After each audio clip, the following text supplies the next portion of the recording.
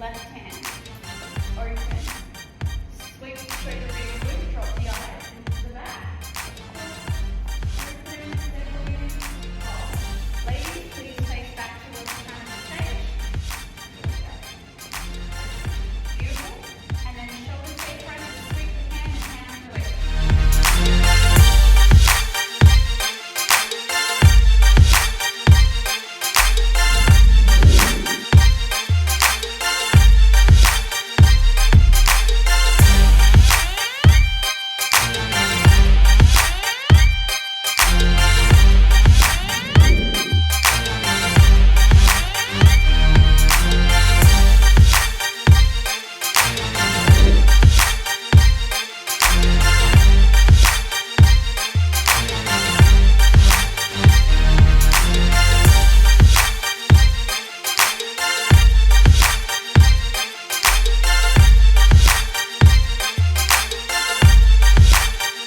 I've been weight training for 13 years, and in all that time I have never directly trained my ass. I've never had like a booty specific workout or a booty specific exercise. I've always trained legs and bum together, done every form of split squat, I've done every form of deadlift, bent over exercises, stiff legged deadlift, RDL, blah blah blah blah blah. But I've never tried to just train my butt muscles without any other muscles turning on. Until like the last few months, I have actually been training my ass directly. And it's kind of fun when you just try to train one muscle, because in order to do that, you have to make sure that all the muscles around it are relaxed. Sometimes that means you have to put the other muscles in a complete stretch position so that they're in a weakened position, they can't turn on. So if you just want to work your butt and nothing else, your legs need to be in a weak position, because you don't want to start using your legs when your butt gets tired. So I found a few creative ways of just targeting my bum, and I actually think it's made a difference. I'll show you my photos here. The before photo, that's when I was 1 week out from competition about 4 months ago, when I was about to do the universe. So I've got my body fat percentage right down, and I have got good shape in my bum, but I don't have a big bum. I have good shape but not a big bum. And then now you can see, yeah, there's definitely some more fat there, but it really looks to me like there's a lot of glycogen going to that area now, if you know what I mean. So it doesn't necessarily mean I've got any more skeletal muscle, but it definitely means that the glycogen stores in that area are full. In other words, I've got inflammation going on there, and something's working. So I'm not going to know until I get really lean again whether it's actually made a difference or not. I think it's made a difference, but I'm about to go to the gym and train legs and bum. So you're going to see some butt specific exercises, which are in my program for the first time in 13 years. Specifically because the category that I'm in, yeah, it helps to have a big bum. Big butt muscles anyway. Not a fat bum, a muscular bum. I've just had a week off from the gym because I've just felt really tired, and I felt really tired and run down lately, a little bit burnt out. And I've also, throughout February, I think nearly the whole of Feb, I've been working 7 days a week. So I've just been too tired and felt like I was burning the candle at both ends, and the body was feeling sore, and felt like I wasn't really recovering from my workouts. So I decided to take a week off the weight training last week. Still did a few cardio workouts, but no weights at all. So I am feeling a little bit more fresh today. So that might mean I get a few PBs in the gym as well. Hopefully I can film a little bit of it. It's Monday and it's about 2 o'clock, so hopefully it won't be too busy. And I'll show you what I'm doing to grow my glutes. Well, I didn't film any of my warm-up sets, so this is my first working set. I'm on the hip thrust machine.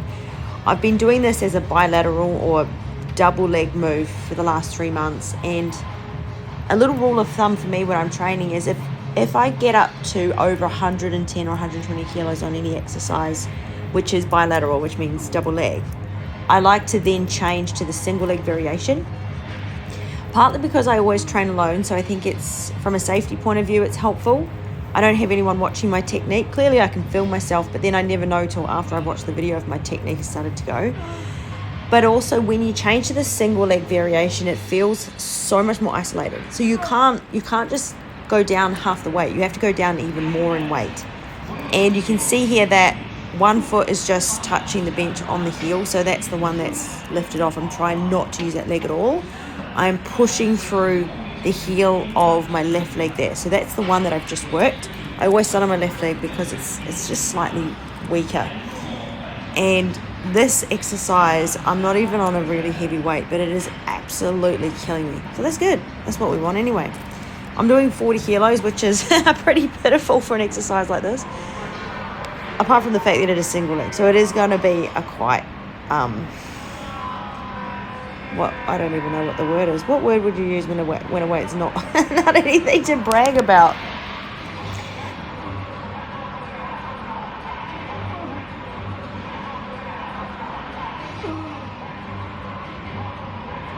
Well, this machine in particular is quite good. Some of the others, I find that you can end up flexing through the spine and it hurts your lower back a little bit.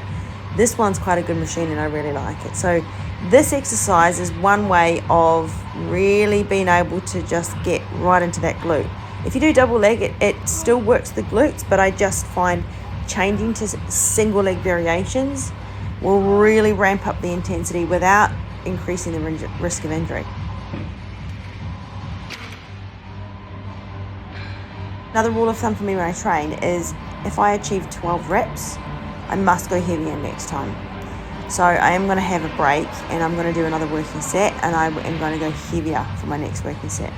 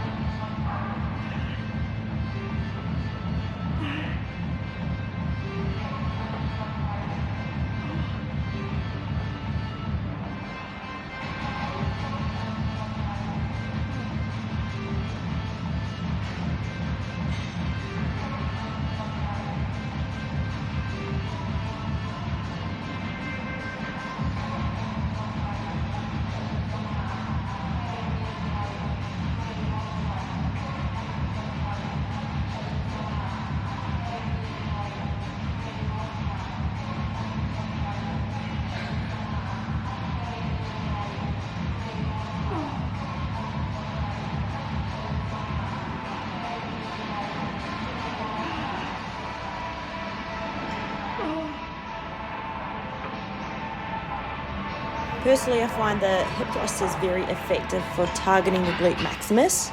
And this is my final working set on the hip thrust. So once I've finished this, I'm going to move on to an exercise that I feel has been quite effective for targeting the glute medius. I do like to split them up and just make sure that they're being targeted separately. So after I've had a little rest from here, I'm going to show you my next exercise.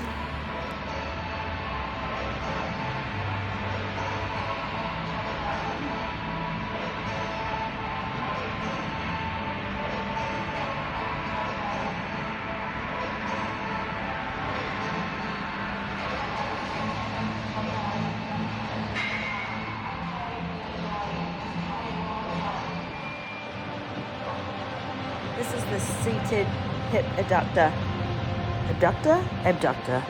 I never get these words around the right way. Abductor. Now, when I have my legs together, this machine doesn't quite clamp my legs in.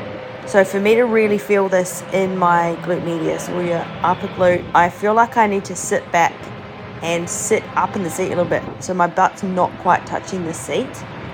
That's the only way where I feel like I can actually get a good squeeze. So it's just the mechanics of this machine as well as the mechanics of my body that don't really match.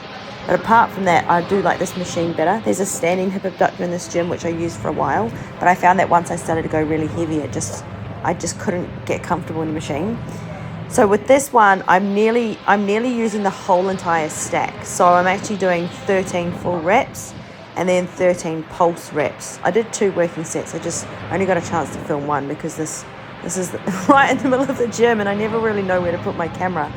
But that exercise, I feel, has made a very, very big difference to my upper glutes. Love it.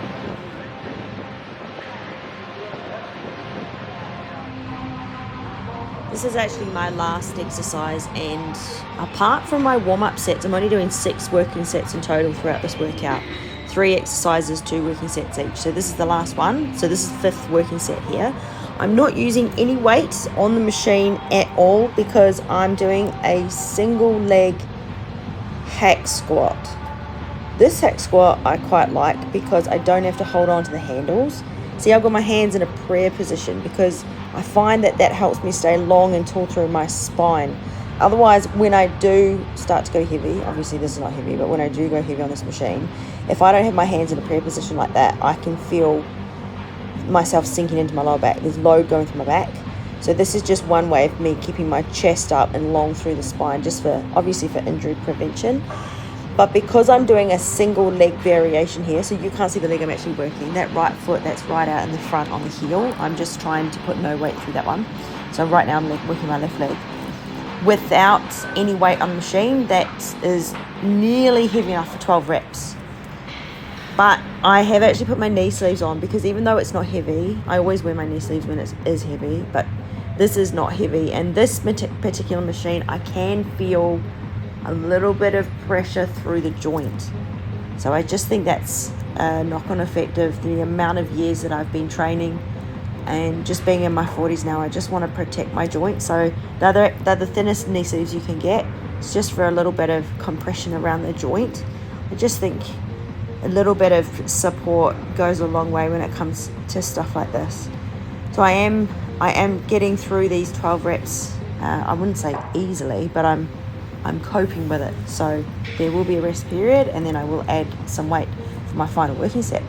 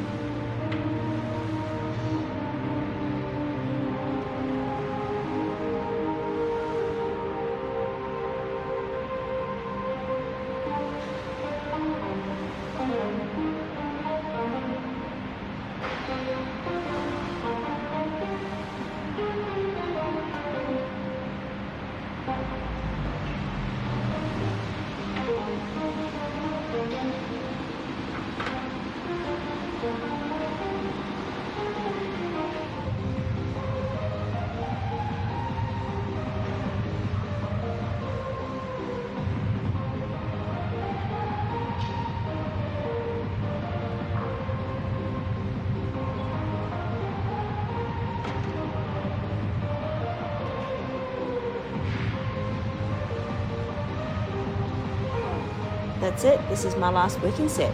So if I add up all my warm-up sets, my working sets, rest periods and things like that, this workout would have taken about an hour or just under.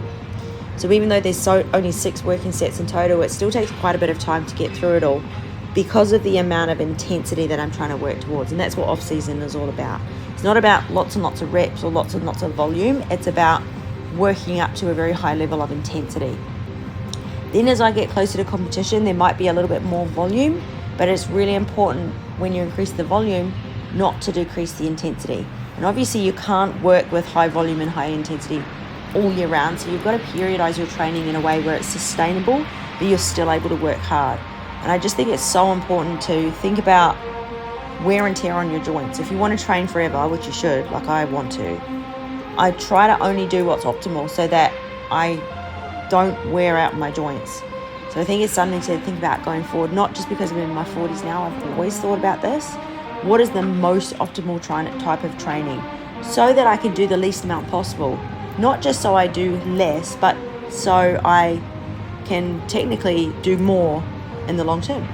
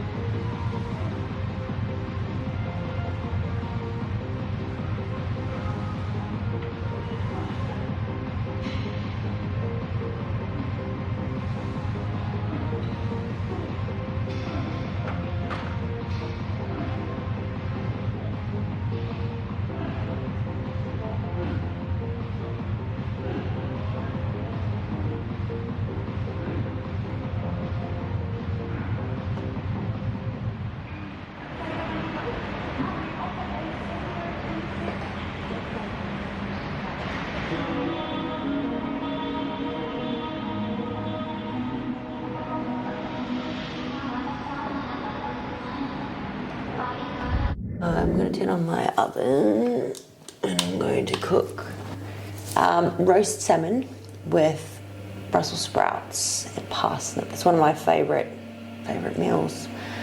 I like the salmon because obviously that's a good source of protein and it's lean and it's got good fats in it, so killing two birds with one stone. And I like sprouts and parsnip because they're very filling. If you eat stuff like lettuce or like spinach and stuff like that, it's not filling. So off season especially, I like vegetables that are filling. So I'm going to roast them up and probably do some dishes while I'm doing it. So I'm going to feel away. Okay. Yeah, that's easier, isn't it? Okay. So make sure the oven is on 250. And then I always take the trays out of the oven because my trays don't fit in there. If they're in there. I always use a bit of foil and canola spray.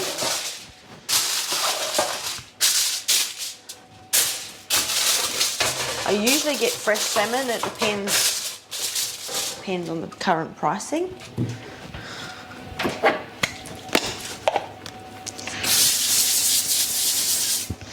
This meal I usually eat twice a day, salmon and roast veg. In my season, it's one of my twice a day staple meals. Today I've got frozen salmon because the fresh was more expensive than normal.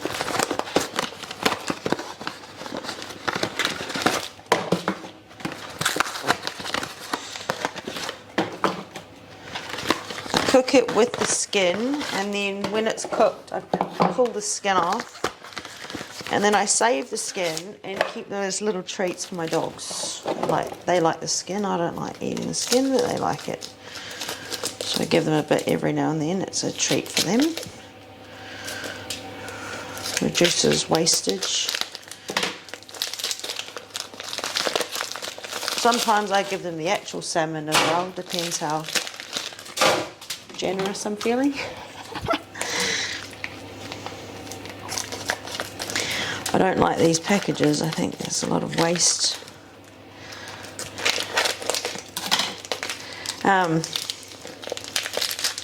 Someone asked me a really good question the other day, and I just thought I should talk about that while I'm food prepping. One of my clients actually said to me, Trish, what's your why? What's your big overarching why? Because when I do presentations and seminars, I always talk about the importance of having a why, because it's the why that pulls you through. It's the why that pulls you through periods where you lose motivation. It's the why that keeps you going when everything feels hopeless. It's the thing that you lean on when you feel like giving up. It's your why. And she said to me, Trish, what's your why? And I said to her, well, I actually have lots of whys. So I said, do you mean my why for being a trainer? Do you mean my why for competing? Do you mean my why for, I don't know. Which why do you want? I said. And she said, I want your big why. What's your overall why? And I was like, that's a good question. I never thought of that. That was a few weeks ago, so I thought I have to think a lot about that before I answer. And I've come up with two. So the fact that there's still two different ones, it's not one big one. Because I think they're equally important. And I think the more whys you have to do something, more reasons you have to do something, the better. But I couldn't really pick between the two. So my big overall why for, being in the fitness industry, sticking it out, not quitting, especially, when we had all these lockdowns in Melbourne and everything to shit. When everything turns to shit, what's the why that keeps me going with all of this? And my answer would be, reason number one is because it keeps me in a routine. So being with all my comps and stuff like that, it keeps me food prepping, it keeps me weight training, it keeps me eating healthy food, it keeps me Going to bed early, not drinking alcohol. I'm just put this in the bin. It keeps me in a routine. So being a trainer, I've got a really big problem with people that don't practice what they preach or are not good role models. So I can't listen to people that don't walk the talk or haven't achieved what they're providing advice on.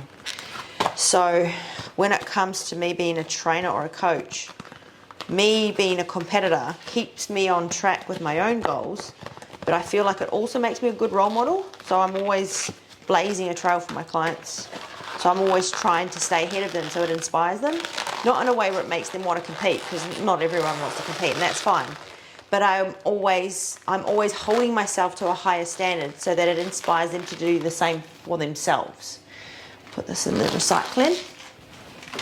So my first why would be because it keeps me in a routine. So that's I suppose it's quite a selfish reason, but it's a real reason. And I think you've got to have a selfish element to it for it to really stick and be meaningful. So that's the first part of it.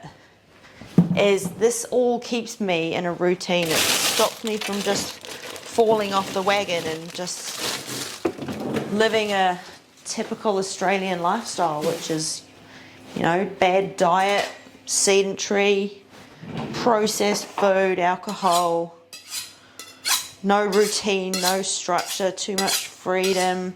I don't want that. I want to be healthy as fuck as I grow up. I want to be one of those 50-year-olds. Everyone's like, fuck, you're not 50. I want to be one of those 60-year-olds. Everyone's like, fuck, you're not 60. I want to be like that. So, bodybuilding, the bodybuilding lifestyle keeps you young because you're eating Brussels sprouts, and you're going to bed early, and you're not drinking alcohol, and you're just making healthy choices all the time. So that's my why. It's to keep me in a routine with my own goals and to keep me accountable as a trainer because I'm leading a healthy lifestyle. And I know this too, when I'm in good form, in top shape, in good form, I have a lot more confidence in my job. Because I think I look the part, I feel the part, I'm proud of myself for making sacrifices. And I know that confidence comes across, and then people trust me more because they feel my confidence. So that's my why for my own goals and being a trainer. The other part of it is I've always, and maybe this is the same, I don't know. I've always been one to lead from the front. So when I first did my courses, my PT courses and my nutrition courses, I literally started teaching clients a week later. So I finished my nutrition cert, and 1 week later I was teaching nutrition to clients.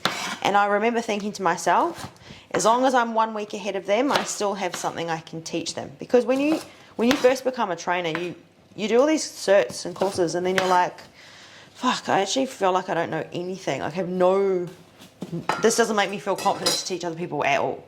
You just feel like you know all this technical stuff, but nothing about humans, how to relate it to humans, different humans. So I remember thinking, well, I just have to do it myself and then share my results and my experiences and my feelings. And that's why I've blogged so publicly over the years. First on Facebook, then Instagram, and then YouTube.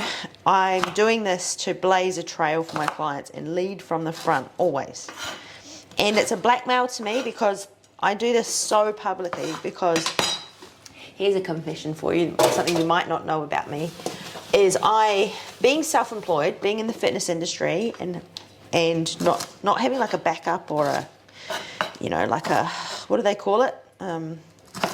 This is not a side hustle for me. This is my life. This business has to work because I don't have anything else. I don't have a backup at all.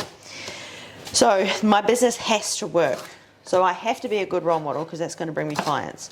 I have to provide a good service because then clients will want to stick around and not leave.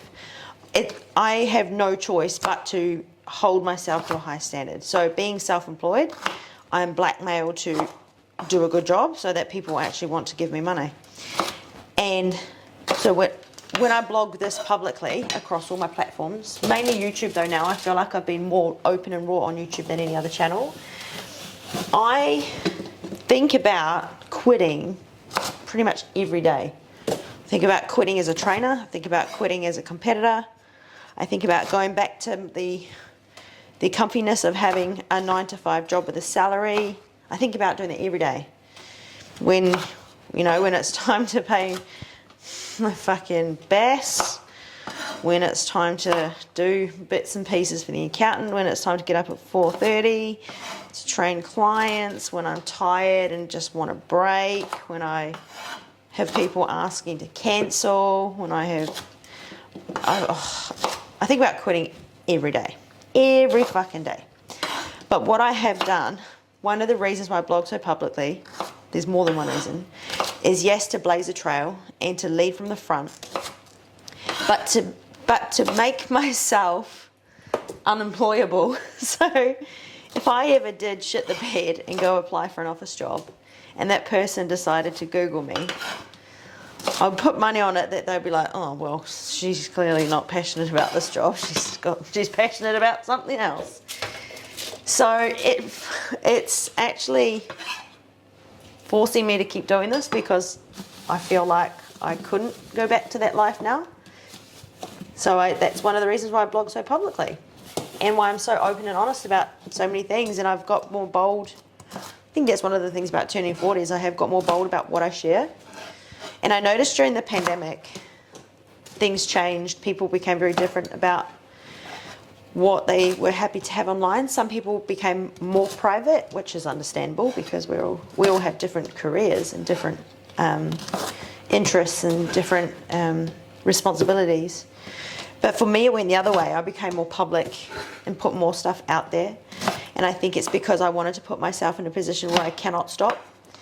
So it's like the choiceless choice. That's a good blackmail when it's the choiceless choice. So if I decided to shit the bed, who would employ me when my crap is all my bum and my muscles and my story and my rantiness and my weird personality is all over the internet.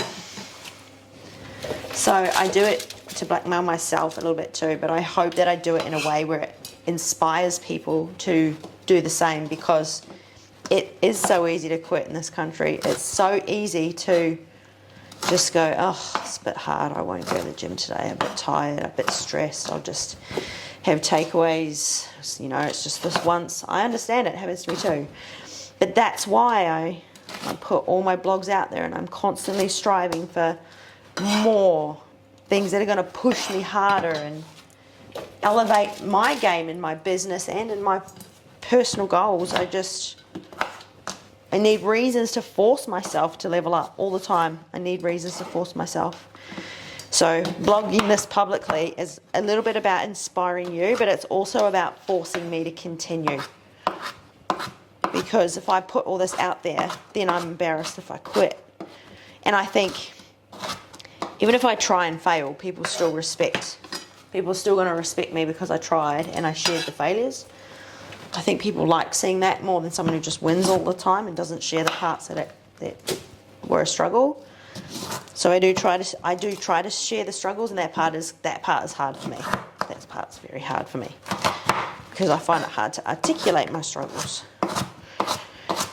But one of my struggles is being self-employed and never knowing if and when what you've built in your business is just going to go away. That was stressful during the pandemic when Dave and I had spent 7 years building up our business, and then the government told us we're not essential and we had to close down for 2 years. That was fucked. That was a fucked up time in my life. And a very tempting time to quit, but I didn't. I stuck it out because I do have passion for it, but it doesn't mean I don't think about how nice it would be to go back to that, the comfort of someone just putting the same amount of money in my account the same date every month like I did once upon a time. Because I do remember I was miserable then because I'm just too creative to just be told to do the same thing every day as well. So there's a sacrifice to everything is what I'm saying. My job, I love the fact that I get to be creative, and I'm pushing myself all the time to to be creative because I need to find fun, exciting things that are going to make my clients want to stick around as well. So, yeah, that's something you might not have known about me. I don't think I've ever really known it about myself. That's what these videos are good for. I suppose journaling is the same thing. You just talk about yourself for a while, and then sometimes things pop out, and you're like, oh, didn't know that about myself. Yeah, so you can see there's my sprouts and my parsnip. I like to spray a little bit of canola on the top. Sometimes I put salt and pepper on the top as well, but I don't know, I think I just like the taste of it like that. And then, yeah, they'll get cooked for about 45. I like cooking them until they're burnt, especially the sprouts. I like burnt sprouts, but it'll probably look gross to you. So that's, yeah, my food prep, pretty simple. While those veggies are cooking up, I'm gonna do the dishes.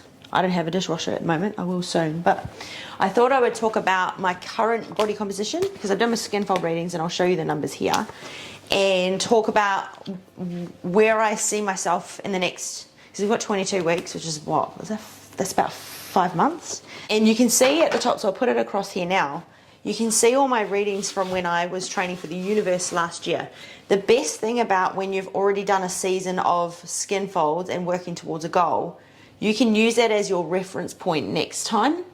So the first time you take any kind of body composition readings, it's pretty useless because you've got nothing to compare it to, but now I do. If you look at where I got to when I was a week out from my last show last year, my body fat didn't actually go down that much, but if I show you my before and after photos, woo, there's a big difference in the photos.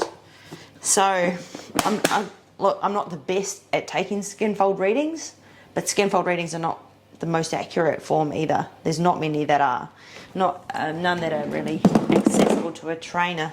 Anyway, but it's for consistency, it's still helpful.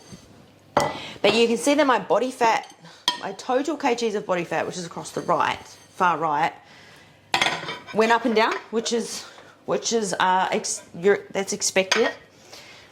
My lean mass went up and down because that always includes water and glycogen stores and stuff like that.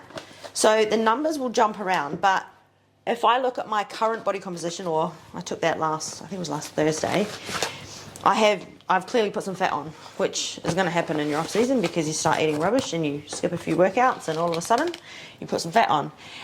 So what I'm thinking is if I've got 11-ish, just over 11 kilos of fat now, all I really care about is that number comes down on average. It will go up and down, up and down, up and down, but I want that to come down.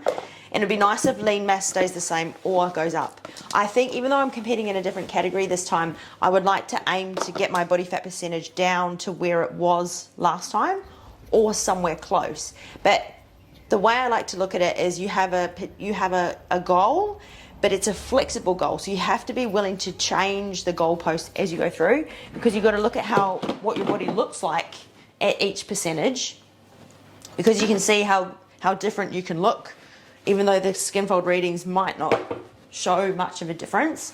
So I'm going to start doing them a little bit more frequently now, just to measure where I'm at, and then that helps me decide whether I want to lose a lot more fat or not, and if I do, then I need to tighten up my diet. So you should always do your readings and your photos first, and then that helps you decide what plans you're going to make for the next phase of your training and your diet. So when I look at my current photos, I think it's just a bit of a guess that I have about 5 kgs of fat that I could lose. I think I could lose 5 kilos of fat, and that's going to make me look really different. So that's probably going to be my goal. And with 5 months, I've got 5 months to get 5 kilos off. That's fucking easy. All I have to do right now, and I have been farting around with my diet, like when we get close to Easter, that is the worst time of year for me because I like Easter eggs, I like the mini eggs, and I like all these new hot cross buns. I used to hate hot cross buns because I hate raisins. I don't mind raisins separately, but when you put raisins in a bun, it's just bleh, it's like dead flies. But now you get I shouldn't tell you because it'll make you want them, but now you can get like caramel Easter buns, and you can get Biscoff, and and I've had a few of them, and they've been very nice. But that's why I got a little bit, not out of shape by any means, but that's why I got an extra 5 kgs of fat that I can lose. So all I have to do at this point, I can keep variety in my staple meals, and keep eating all my like the beef stew for breakfast, and my salmon and roast veg twice a day, and my fruity meal with protein powder and strawberries and blueberries, and there'll be a few other bits and pieces. There'll be crumb chicken wraps with veggies, like fresh veggies that I have for dinner.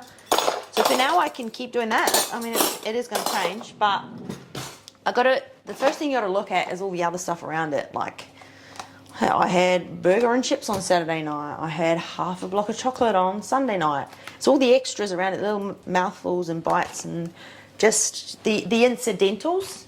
You've just got to, the first thing you have to do is get rid of them, because it's so powerful. And okay, here is something that stumps a lot of people when they want to lose fat. Instead of just deleting the extras or the off meals, they start getting nitpicky on their staples. So they'll start sweating the small stuff on whether they're having the exact right amount of protein in all their staple meals throughout the week, or they'll start skimping on their vegetables when they're having their salads at night. Things that make no difference, basically, pretty much no difference, because they're still eating shit on the weekend, or having wine on Friday night, whatever. And what can happen as well, I see this happen a lot, is when you decide to go on a health kick, you start eating a lot more healthy food, but then the weekend rolls around, and because you've been training hard in the gym and you're tired, you actually, without realizing, you actually eat more shit, more crap on the weekend. So overall, you don't even realize this, your calorie intake has gone up. Your calorie intake over the Monday to 7 day period. But most people will look at what they had Monday to Friday, just as a scenario, and be like, man, I've been working really hard, why is nothing changing, or why is it slow? Well, it's slow because of what you did on Saturday, Sunday, or when you were off the plan. And that's the stuff that people don't track or record. Like, they'll type into MyFitnessPal what they had Monday to Friday, and then they don't type in what they had Saturday, Sunday, because they're like, oh, well, I was off the plan, so I won't record that. But you should actually try and do it the other way around. Like, just track your non-compliance, because that's the stuff that's having the biggest impact. When that stuff is gone, like if you can stick to your plan 7 days a week without going off plan at all, and I'm being serious when I say not many people can do that. If you just delete the non-compliant, your body will start changing rapidly, even though your staple meals or your stuff throughout the week hasn't changed at all, hasn't even improved that much. And that's because you've basically just got rid of all the calorie bombs. So no one wants to get rid of the calorie bombs. That's like your vice, or your, like, the thing that makes you feel like you're still, I don't know, sane. But I think you got to have a shift in mindset that if you're still hanging out for that stuff, then you're never going to get to a point where you enjoy the stuff that actually gets you lean. So, like, when I'm getting ready for a comp, I often say this to people: tuna tastes like winning. Tuna tastes like winning. When I've got a comp coming up. When I haven't got a comp coming up, tuna tastes like tuna. You can convince yourself that something tastes good, but it has to happen in small steps, small stages. So if you completely overhaul your diet and start eating all the stuff that you hate, it won't last long either. But if you start making small adjustments to your staple meals, so you start, putting a little bit more effort into what you have Monday to Friday just to make it taste a little bit nicer, like fresh salads with, trying new seasonings in like different colors and different flavors and stuff like that. That's a good start, because over time your taste buds will change, and when your taste buds change, then you start to enjoy what you're having throughout the week, and then you start to not crave whatever you used to do on the weekend. Because I think it's a big identity shift to say to yourself, this is what I do all the time now. So I'm not a part-time health enthusiast. I'm a full-time. This is what I do all the time. And if you don't change your mindset, then I think you just end up going back to your old ways. And then you're like, man, I've been working really hard. I've been making all this healthy food. I've been eating all this healthy food and nothing's changing. Well, nothing's changing because you haven't changed the thing that needs to change. You've changed everything else. So it's very common. I call it selective amnesia. It's when you're like, man, I've been eating all this good food. Why is nothing changing? Oh yeah, I eat cake on the weekend though. So often I say, if you want to get past that, a little challenge that you can give yourself is to do like a 3-week challenge. Challenge yourself to just eat compliant food. I'm talking just lean proteins and vegetables, no processed food at all for 3 weeks straight. Because that will go across 3 weekends, and which means there's 3 weekends where you have to make the decision not to fall off the wagon, not to treat yourself, and to actually start to shift your mindset into, you know, this is what I do all the time now. A lot of people actually say to me, no, I can't do that. So it's easier said than done. It's very much easier said than done, but that's the stumbling block for a lot of people, is they're willing to change their breakfast and what they take to work for lunch, and they're willing to change all of that, but they're not willing to change what they do on the weekend, or when they socialise with others. They're not willing to change that part, and it actually cancels out the good stuff they've done during the week, and can even send them backwards, depending, because if you've eaten more food throughout the week, even if it's healthier food, but you're not eating less crap on the weekend, then it could mean that your total calorie intake has gone up. So that's when I'm getting ready for a comp. When I'm a few months out, I don't start nitpicking at my staple meals. I just delete the extras. And my body starts changing straight away. So yeah.